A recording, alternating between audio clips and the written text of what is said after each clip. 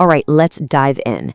Today, we're breaking down a video review that makes a pretty huge claim that a canceled network show, Hannibal, is more than just a cult favorite, it's actually a modern masterpiece. So let's get into that argument. So we have to start with this quote from the review because it's weird, but it's also incredibly revealing. I got really hungry. How on earth does a show about a cannibal make someone hungry?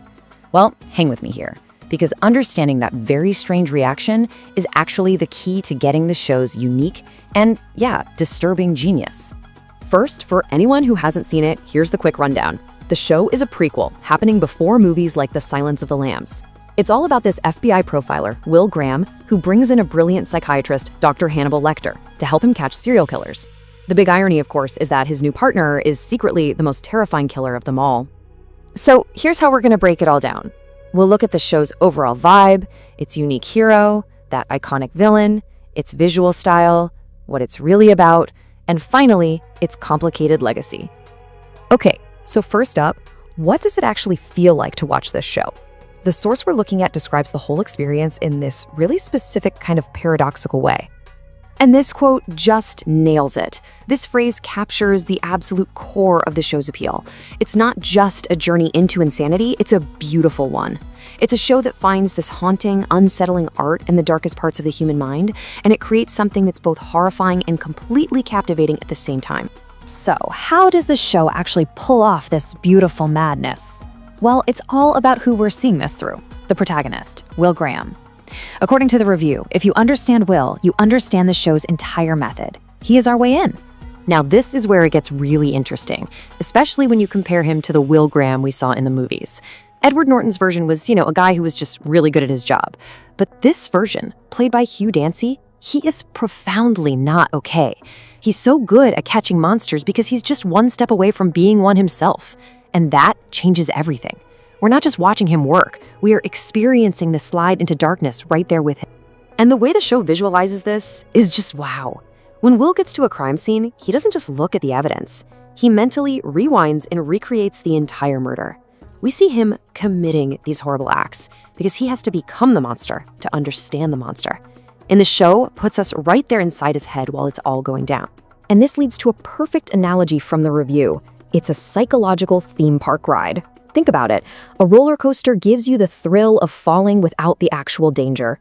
In the same way, Hannibal gives you the thrill of experiencing madness, all from the safety of your own couch. It's a huge part of what makes the show so compelling. But, of course, you can't have a show called Hannibal without the man himself, which, brings up a huge challenge. How in the world do you recast a villain as iconic as Hannibal Lecter, a role made legendary by Sir Anthony Hopkins? The review makes a great comparison here. It's like recasting the Joker.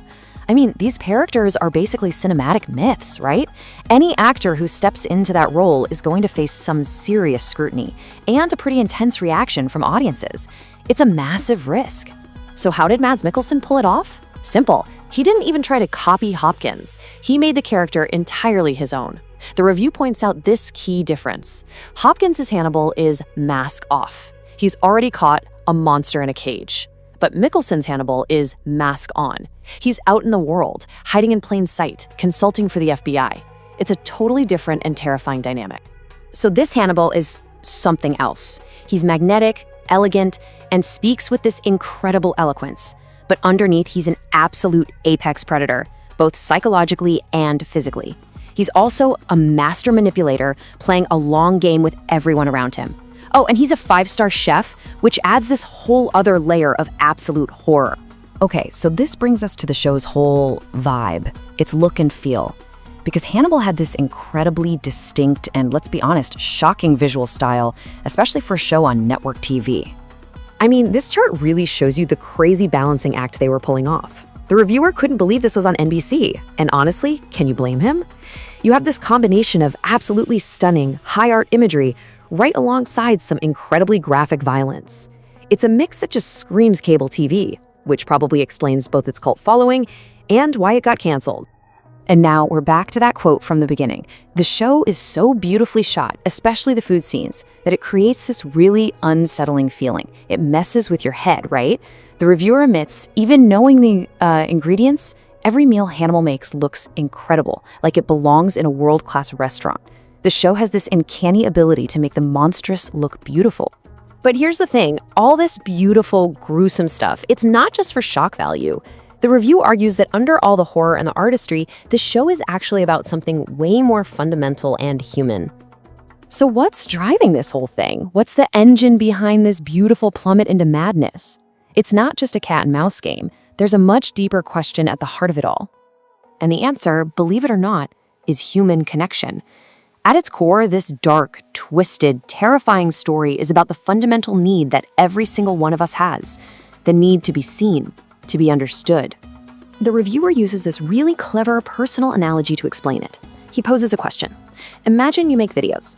In scenario A, you upload them, an audience sees them, and you get paid. There's connection. In scenario B, you make the same videos, get paid the same, but they go into a private vault no one ever sees. No connection. Most of us would choose A because we crave that connection. The review argues that this drive is so basic, even a monster like Hannibal Lecter isn't immune to it.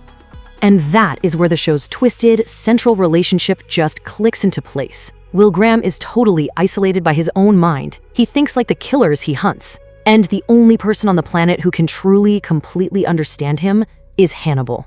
Their whole deadly dance is just this desperate, deeply unhealthy search for connection. And the really scary part is that we, the audience, kind of get it, which just shows how powerful that need really is. All right, so that brings us to the show's legacy, or, its unfinished business. Because after 3 incredible seasons, the show was canceled, leaving its fans, the Fannibals, desperate for more. The source review is really blunt about it, calling the cancellation one of the great tragedies of television. And that really speaks to how profoundly this show connected with people, building this incredibly passionate fan base that is still fighting for it today. And so, we're left with this question, the one that fans have been asking for years now. The review points to other shows like Lucifer that got canceled and then were saved by a streamer like Netflix. So, could it happen for Hannibal? Could this unfinished masterpiece finally get the 4th season it deserves? It's a tantalizing thought, and one that keeps the show and that connection very much alive.